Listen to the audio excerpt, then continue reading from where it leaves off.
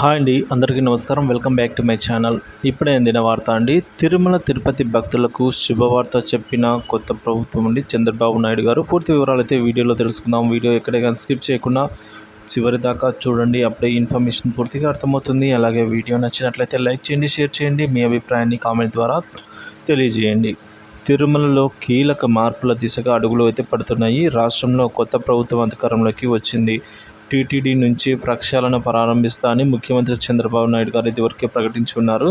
So EO ధర్మారెడ్డిని పంపించి శ్యామలరావును అయితే నియమించారు. టీటీడీ చైర్మన్ కొత్త బోర్డు పైన కసరత్తు జరుగుతోంది. ఇదే సమయంలో దర్శనానికి వచ్చే సీనియర్ సిటిజన్ల దర్శన స్లాట్లు ప్రసాద పంపిణీపై కీలక మార్పులు అయితే చోటు తీసుకురానున్నారండి.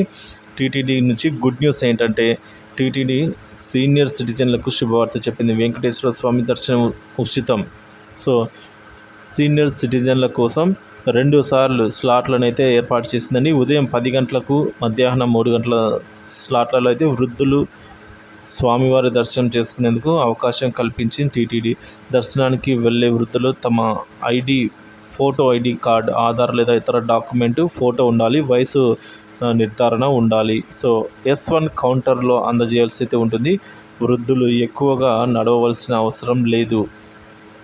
సో ఈ కౌంటర్ వద్ద నుంచి అయితే ఎలక్ట్రిక్ వెహికల్ అందుబాటులో ఉంటుంది.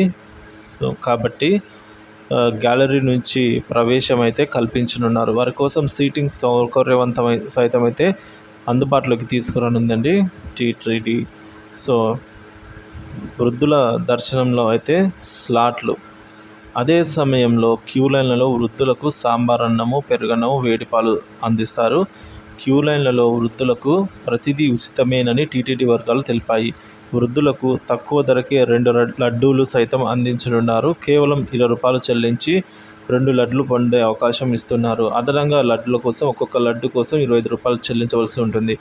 ఆలయ ఎగ్జిట్ గేట్ వద్ద ఉన్న కార్ పార్కింగ్ ప్రాంతం నుంచి కౌంటర్ వద్ద వృద్ధులను డ్రాప్ చేయడానికి బ్యాటరీ కారు అందుబాటులోకి అయితే తీసుకురానున్నారు.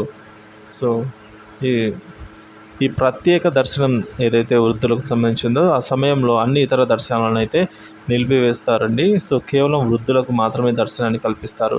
ఎలాంటి ఒత్తిడి లేకుండా వృద్ధులు శ్రీవారి దర్శనం చేసుకునేలా వీలు కల్పించనున్నారు. వివరాల కోసం టీటీడీ హెల్ప్ లైన్ నెంబర్ను 8772277777 అయితే సంప్రదించాలని సూచించారు.